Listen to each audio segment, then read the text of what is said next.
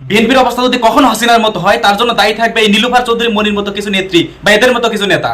এই বেডিটা আগে শুনুন কি বলে, তারপরে বাকিটা বলছি।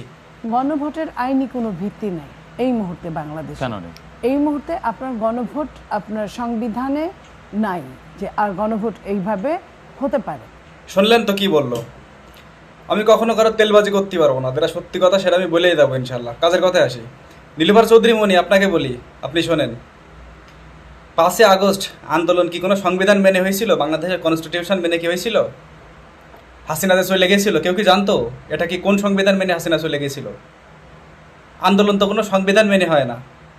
আপনি যদি সংবিধানকেই ফলো করেন তাহলে 2029 সাল পর্যন্ত বাংলাদেশের প্রধানমন্ত্রী হাসিনা আপনি তারে নিয়ে এসে বসায় দেন। এটা তো সংবিধান এটাই বলতেছে। হাসিনা যে চলে গেছিল কোনো সংবিধান মেনে না তো।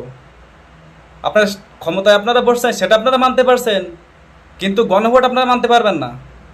গণভোটের মাধ্যমে কিন্তু জিয়াউর রহমান সাহেব কিন্তু এই জনপ্রিয়তা পাইছিল কিন্তু গণভোটের মাধ্যমে। আপনার দলের ইতিহাস আপনি জানেন না, আপনি কেমন রাজনীতি করেন।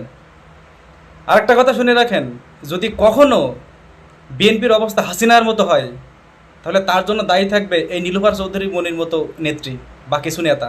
এদের মতো কিছু নেতা নেত্রীদের জন্য অবস্থা হবে একটা সময়, দেখবেন বিএনপির অবস্থা এর চেয়ে ভয়ানক হবে। আওয়ামী লীগ কিন্তু ভারতের সাথে সম্পর্ক ভালো বিধায় ওই দিনকে কিন্তু 24 ঘন্টার ভিতরে কিন্তু প্রায় 95% নেতাকর্মী কিন্তু তারা সব কিন্তু ভারতে পালাইছিল।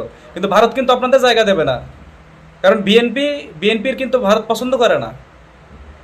ভারত কিন্তু বিএনপিকে জায়গা দেবে না, আপনাদের মায়ানমারও জায়গা দেবে না, আপনাদের আশেপাশে কোনো দেশ আপনাদের জায়গা দেবে না। অতএব আগে থেকে আপনারা সাবধান হন। জুলাই যোদ্ধাতে যদি অবজ্ঞা করে কথা বলেন, অবহেলা করে কথা বলেন, অপমান করে কথা বলেন, তাহলে আপনাদের অবস্থা হবে অত্যন্ত ভয়ানক। কথাটা মাথায় রেখেন। তবে তারেক রহমান সাহেবকে ধন্যবাদ এই জন্য যে এই যে নীলুফার চৌধুরী মনির মতো কিছু নেত্রী এদেরকে কিন্তু নমিনেশন কিন্তু দেয়নি বিএনপি। এটার জন্য তারেক রহমানকে অসংখ্য ধন্যবাদ, কারণ এরা হচ্ছে সমাজের কিট। এদেরকে দিয়ে সমাজের কোনো উপকার তো হবেই না, বরং ক্ষতি হবে।